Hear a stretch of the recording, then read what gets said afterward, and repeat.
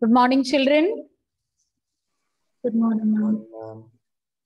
Let's continue with the topic enzymes. So, previous period we were discussing about the different features related to enzymes. Can you just quickly summarize the points with what we learned?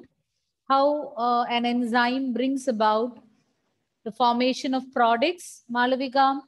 How the enzyme is resulting in the formation of products? It will combine with substrate and form ES complex. ES complex or enzyme substrate complex. And once the substrate is got attached, where do they get attached?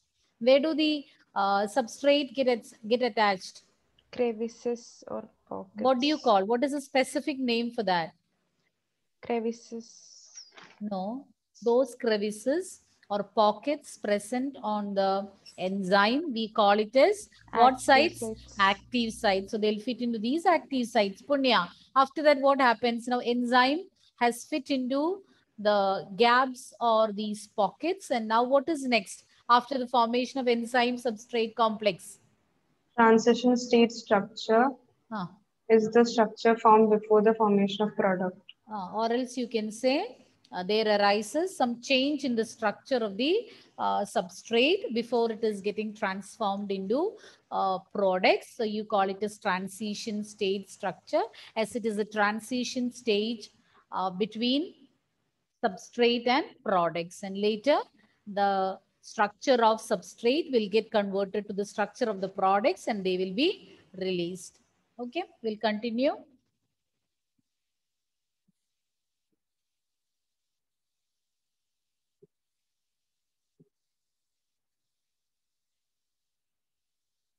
First, the substrate binds to the active site of the enzyme and it will fit into the active site. The shape of the enzyme also gets altered. Not only the shape of or the structure of the substrate is getting altered, as you can see in the picture, when the enzyme is getting attached to the substrate, the shape of the enzyme also gets altered by the binding of substrate.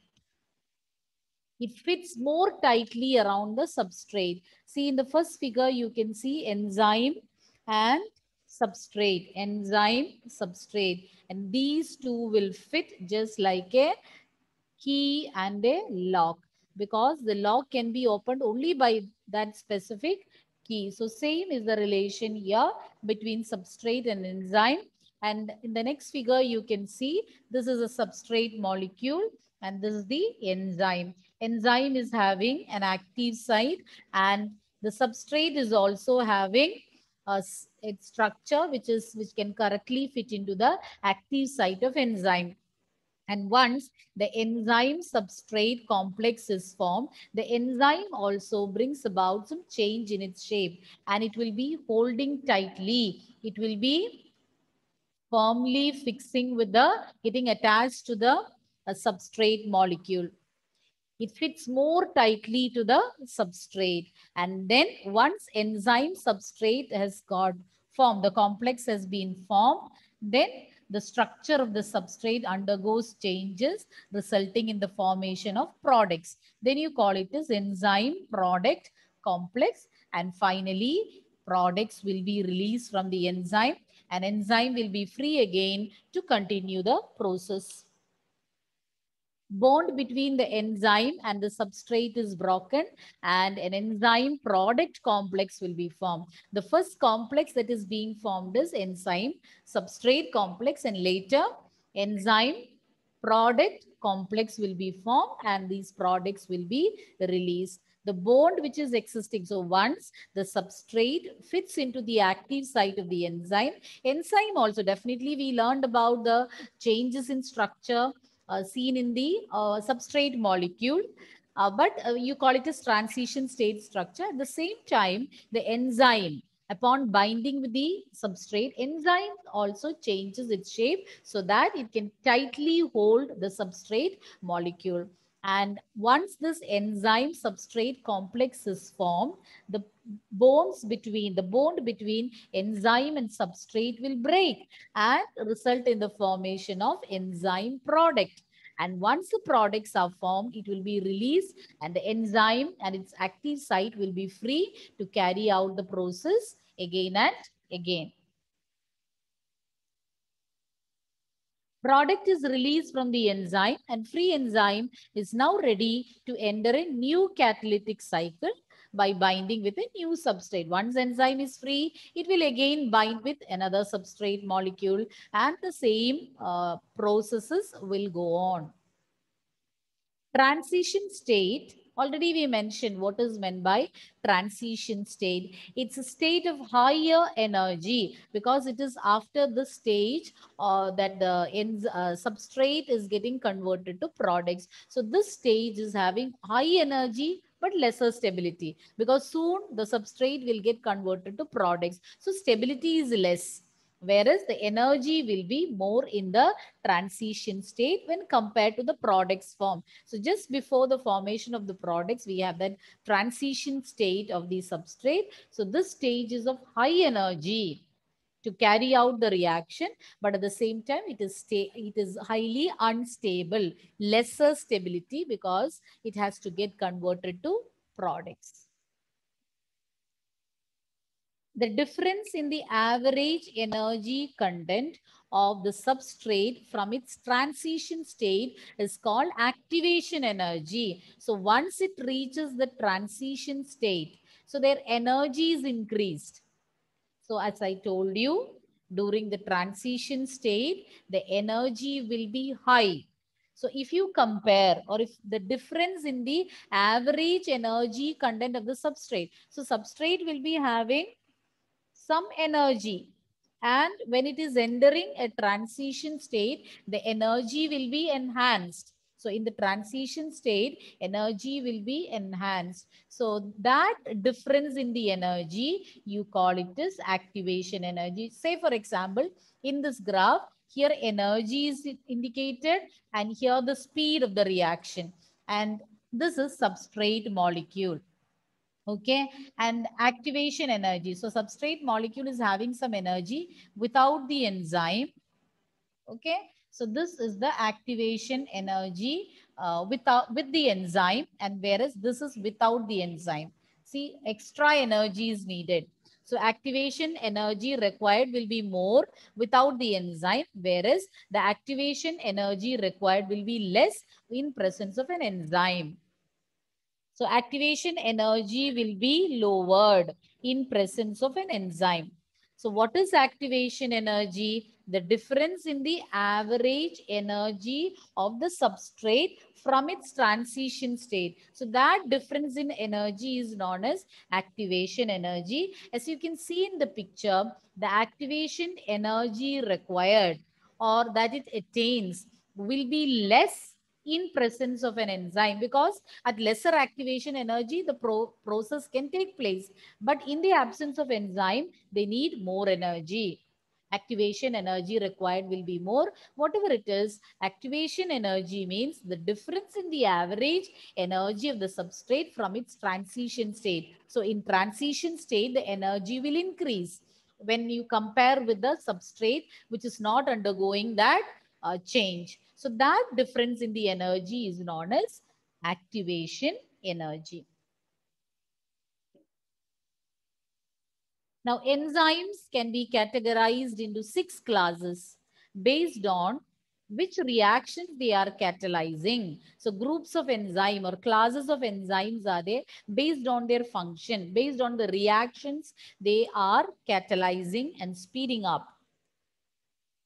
These 6 classes, each of them, 6 classes are there, but they are having 4 to 13. Each one is having minimum 4 to maximum 13 subclasses. And these subclasses are named by 4-digit numbers. And you don't have to learn about the subclasses, but you should be thorough with the 6 classes. And these 6 classes are oxidoreductases or dehydrogenases. Dehydrogenases means catalyzing the removal of hydrogen. DE, removal. Dehydrogenases, removing hydrogen. Oxidoreductases, catalyzing oxidation and reduction. So that is the first group or first class. Then we have transferases, hydrolases, lyases, isomerases, ligases. Order, you can say, write it in any order. So how to remember? I still remember when I had learned during my childhood days, I used this code to remember them. Hotil, okay, hydrolases, oxidoreductases, transferases, isomerases, lyases, ligases. You can use your own, you can frame your own mnemonics, but this is what I had used when I was a student. Hotil, so you can remember, it's not necessary to remember it in order. Just the names you should be thorough with. Hydrolases, oxidoreductases. Along with oxidoreductases, you can remember dehydrogenases, transferases, isomerases, ligases, lyases.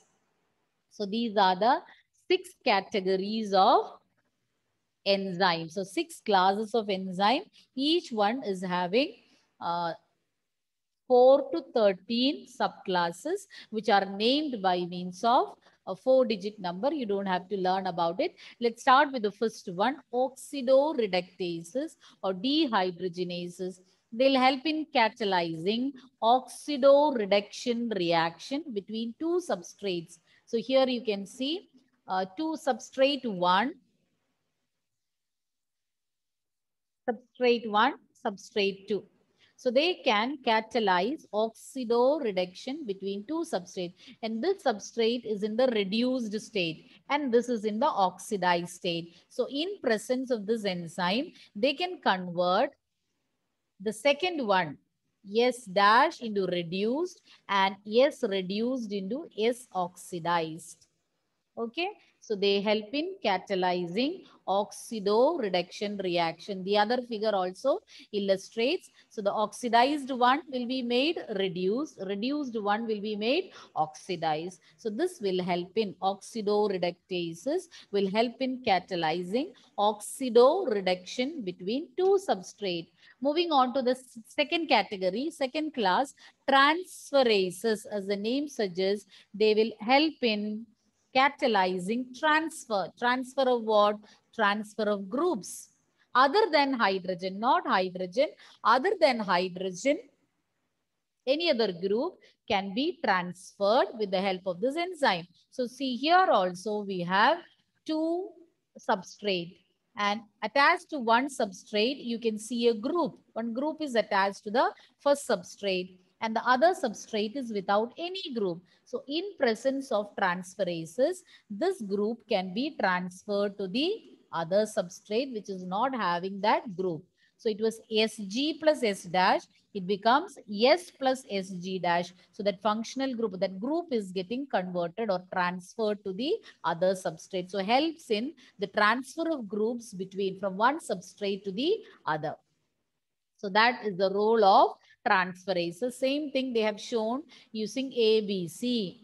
A, B plus C. C is without a group. A is having a group attached to B. So that B is removed and added to the next substrate, that is C. So it becomes BC. AB plus C gets converted to A plus BC. So transferases helps in the transfer of group between substrates.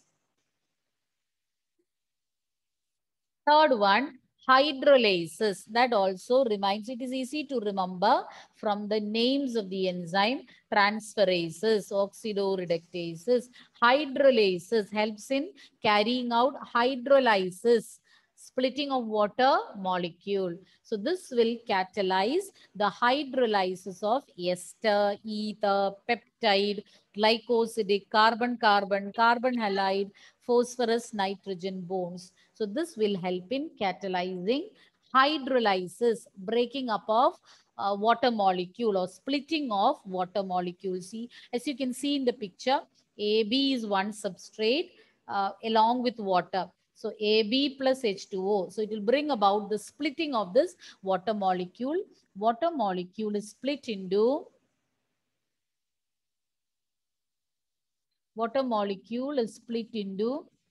hydrogen and hydroxyl. Okay, and the molecule gets converted to BH and AOH. So it will help in catalyzing hydrolysis. So different bonds or the hydrolysis of different bonds like ester, ether, peptide, glycosidic, carbon-carbon, carbon halide, phosphorus nitrogen bonds are brought about by the enzyme, now group of enzyme or class of enzymes known as hydrolysis. Now, three more are remaining, lyases. So, lyasing means removing. So, lyases will help in the removal. Lyases will help in removal of groups. So, relate to the term or relate to the name of the enzyme. So, you can easily remember it. Lyases, removal. It will help in removing the groups by mechanism other than hydrolysis. When hydrolysis is carried out or hydrolysis takes place, the enzyme which is catalyzing it is hydrolase. Hydrolases will be catalyzing hydrolysis. But here, the other reactions, like other than hydrolysis, removal of groups is brought about by our lyases, and they will result in leaving double bond. So here in this picture, you can see X, C, C, Y. So that will result in the removal of this carbon-carbon or CC from here, and that will form a double bond, and X and Y form together. So it will help in the removal of groups, not by hydrolysis. When it is hydrolysis, the enzymes will be hydrolysis. But the removal of groups brought about by methods other than hydrolysis comes under, or it is catalyzed by lyases. This will result in the formation of double bonds or leaving double bonds. Next one, isomerases. You know what are isomers? What are isomers? What are isomers? Compounds having same molecular formula. Same chemical formula, but they have different structural arrangement. Structure will be different, but chemical formula will remain the same. So such molecules are isomers. Now, what are isomerases? So there are different, maybe in chemistry, have you learned about different types of isomerism? Yes, ma'am. Okay. So you might be familiar with optical, geometric, positional. So different types of isomers are there, and isomerases helps in interconversion of optical, geometric and positional isomers. So under the role of or under the influence of these enzymes known as isomerases. So different isomers can be interconverted from one form to the other form, can be made or can be formed with the help of these isomerases. See here, ABC. So bringing about some change in their spatial arrangement or in their arrangement, you got BCA. So brings about the molecules, the chemical formula, it remains the same. One molecule of A, B, C, everything single A, single B, single C. In the product formed also single B, single C, single A. But bringing about some rearrangement. So this enzyme or this class of enzyme helps in interconversion of isomers. And the last one, ligases. Ligases, linking, lyases, removal. Ligases, linking, lyases, removal. So ligases helps in linking of two compounds together. So this group of enzyme or this class of enzyme will help in linking two compounds together. For example, those enzymes which will catalyze joining of bonds like carbon oxygen, carbon sulfur, carbon nitrogen, phosphorus oxygen, etc. So in the figure you can see X plus Y. So these X and Y are linked together are bonded together with the help of these ligases with the expenditure of energy. An ATP molecule is being utilized, resulting in the formation of ADP plus inorganic phosphate. So if you can remember the meaning of the terms of the included in the enzyme or the names of these enzymes, if you can relate to the meaning, then it will be easy to remember it. So once again, we will see the functions of all these enzymes.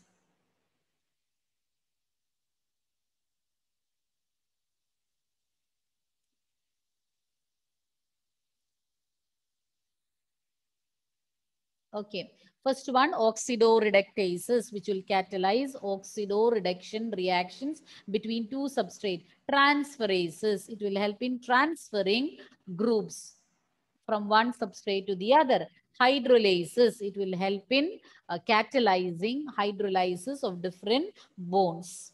Then we learned about lyases, removal. Lyases will help in the removal of groups other than by the process of hydrolysis, leaving double bonds. Then we learned about isomerases. This will catalyze the interconversion of different isomers. And the last one, ligases, linking. It helps in linking two compounds together. So with that, we have completed the different classes of enzymes. Next, we are moving on to cofactors. So let's see what is meant by a cofactor. Cofactors are non-protein compounds, so non-protein components. You know, enzymes as such, it is protein. Enzymes, all enzymes are proteins. We already mentioned it. But enzyme, to make this enzyme active, it's having some non-protein components. Only then the enzyme will become catalytically active. And if these substances or if these cofactors are removed, enzymes will lose its catalytic activity. If enzyme need to remain active and if it has to carry out catalyzing or if it has to act as a catalyst, this cofactor is very, very important. It is a cofactor which makes the enzyme active. And cofactors are non-protein components. They'll bind to the enzymes to make them catalytically active. Here you can see apoenzyme plus cofactor plus cofactor will give holoenzyme. Okay, apoenzyme is the protein part. Cofactor is a non-protein part and results in the formation of the active enzyme, which you call as holoenzyme. But if you remove or if this is not there, enzyme cannot remain active. Okay, apoenzyme is inactive, but when it combines with cofactor, it becomes active. If the cofactor is removed from the protein, it cannot, it will lose its catalytic activity. Protein part of the enzyme is known as apoenzyme. There are three types of cofactors. This is very important topic, children. Cofactors, its types. Once again, I will repeat. Cofactors, these are the non-protein components present in an enzyme. What is its significance? It is these non-protein components which will make the enzyme active. It makes gives the enzyme the catalytic function. And if the cofactor is removed from the enzyme cannot function as a catalyst. And the protein part of the enzyme, you call it as apoenzyme. And when this protein part combines with the non-protein part or cofactor, it forms holoenzyme or the active enzyme. And depending upon the enzyme, there are three types of cofactors are found: prosthetic groups, coenzyme, and metal ions. Don't get confused between coenzyme and cofactor. Coenzyme is a type of cofactor. Cofactors are the non-protein components which make the enzyme active. There are three types of cofactors: prosthetic group, coenzyme, and metal ions. So let's see the prosthetic group. See here you can see as a flow chart. flow chart, you can see enzyme consists of two components, apoenzyme protein part, cofactor non-protein part, which together make the enzyme active. And cofactor can be of three types: prosthetic group, coenzyme, metal ions. And or prosthetic and coenzyme, both of them are organic compounds. And the major difference between prosthetic group and coenzyme is that prosthetic group will be tightly attached to a coenzyme. They'll be tightly bound, tightly attached. Whereas coenzyme, it's not permanently, or it is not so tightly bound. Instead, it is having a temporary association with apoenzyme. Okay, I'll repeat once again. Prosthetic group, coenzyme, and metal ions are the three types of cofactors. And the similarity between prosthetic and coenzyme is that both of them are organic compounds. But prosthetic group gets tightly bound to the apoenzyme, whereas coenzyme is they have a transient association, temporary association with apoenzyme. And the third one, metal ions, they are inorganic. Unlike the other two cofactors, metal ions are inorganic and they form coordination bonds, helping in the action of the enzyme. Prosthetic group binds tightly to the apoenzyme. Example is peroxidase, heme in peroxidase and catalase. Peroxidase and catalase will help in the conversion of hydrogen peroxide into water. And the heme part of that is the prosthetic group. Okay, once again, I'll repeat. Prosthetic group, they will attach tightly to the apoenzyme. Example for a prosthetic group is heme. The hemoglobin of heme, that heme. Okay, and this heme can be found in enzymes like peroxidase and catalase. These enzymes are those which help in catalyzing the conversion of hydrogen peroxide into hydrogen and water. Hydrogen peroxide to oxygen and water. So this reaction is catalyzed by these enzymes, and the prosthetic group present in them, you call it as heme. And heme is the part of the active site of the enzyme. They form a part of the active site of the enzyme. You know what is meant by the active site. It is to this active site that the substrate comes and joins. So heme is an example for prosthetic group. Enzymes where heme is present are peroxidase and catalase. And then heme is an important part of the active site of the enzyme. Next one, coenzyme. Coenzyme, as I told you, it is having a transient association, not a tight bonding. It will get associated with the enzyme at the time of catalysis. When the reaction, catalytic reaction takes place, that time only it will get attached to the enzyme to make it active. Example for coenzymes are those which we have learned in the photosynthesis and respiration chapter, NAD and NADP, nicotinamide adenine dinucleotide and nicotinamide adenine dinucleotide phosphate. You had learned it in the previous chapters. We had learned about these molecules. Hope you're remembering.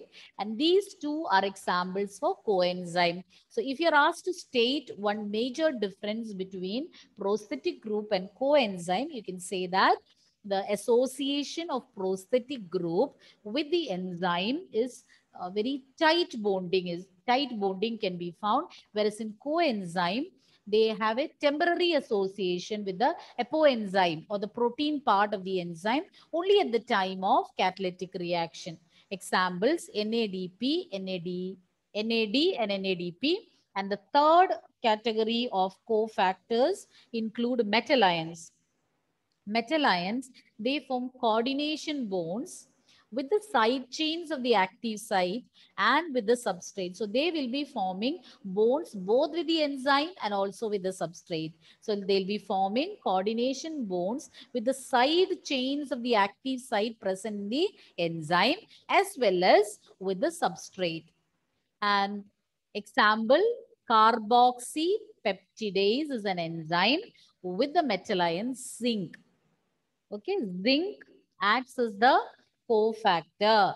It's a metal ion. Cofactor, 3 categories are there. Prosthetic group, coenzyme and metal ions. So one such metal which acts as a cofactor is zinc, and you can find this in the enzyme carboxypeptidase. Carboxypeptidase enzyme contain the metal ion zinc, and the zinc acts as the cofactor making carboxypeptidase active. Carboxypeptidase is a proteolytic enzyme, means it will help in breaking down protein molecules. Lysis means breaking. So it's a proteolytic enzyme. It helps, it acts on proteins and breaks it down. And this enzyme is having the cofactor zinc. Zinc is a metal ion which acts as the cofactor making carboxypeptidase active.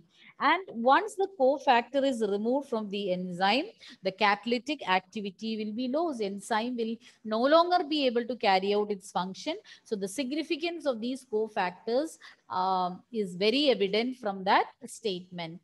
So once again, we learned about 3 types of cofactors: prosthetic group, coenzyme, metal ions. Prosthetic group, these will bind tightly to the apoenzyme. Example for a prosthetic group is heme. You can find it in enzymes like catalases and peroxidases. Heme, or this prosthetic group, forms an active part of the active site of the enzyme. Then we learned about coenzyme. Coenzyme has got a temporary association with the enzyme. Only at the time of the catalytic reaction or catalysis, it will get attached to enzyme to make it active. Example, NAD, NADP. And the third category of cofactors is metal ions. And example is a zinc found in carboxypeptidase.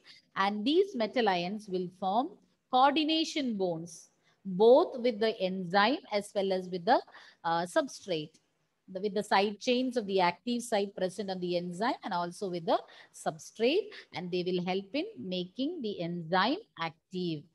Okay, children, any doubt? No, ma'am. Any doubt? Okay. Ma'am, So, the example of prosthetic group. Heme. Heme is a prosthetic group and you can find it in HAEM. Heme. Heme is the iron component. Heme, it's a, okay. Hemoglobin you have learned. Globin is a protein part and heme is the iron component. So heme is an example for a prosthetic group, and you can find it in enzymes like 2 examples I said, catalases, and which is the other one that I mentioned, peroxidase, isn't it? Which will catalyze the conversion of hydrogen peroxide into hydrogen and water. Okay. And what else we learned?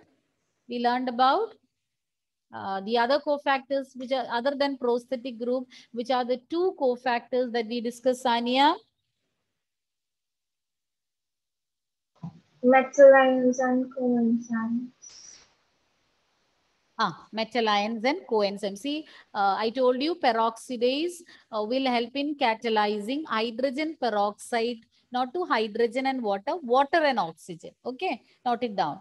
Hydrogen peroxide will be converted to which all products I said, water and oxygen. So that is catalyzed by those enzymes. Example for metal ion which acts as a cofactor. Anna, example for the peptidase carboxypeptidase zinc. Contains the enzyme, contains the metal ion zinc. And what is special about them? How do they bind to enzyme and substrate? They form Chain, side chain. They form side chain. What No. do they form with the side chains? Coordination bond with They form coordination bonds with the side chains of the active site and also with the substrate. Then we learned about 6 classes of enzymes. Which are those 6 classes, Nandana? Just list out the names. Oxidoreductases. Oxidoreductases. Lipases. Lipases. Lyases. Ligases. Hydrolases. Transferases. One more. Starting with I. Isomerases. What is the role of isomerases? Gayatri, what is the role of isomerases? They catalyze the inner conversion of isomers. Okay. Then transferases. Nia, what is the role of transferases? Nia? Vidar?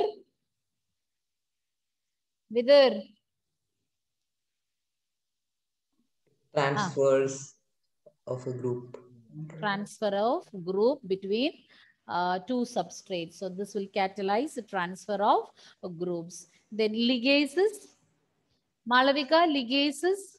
catalyze linking of linking. So if you can relate, linking together of 2 compounds. So always remember the term lyases.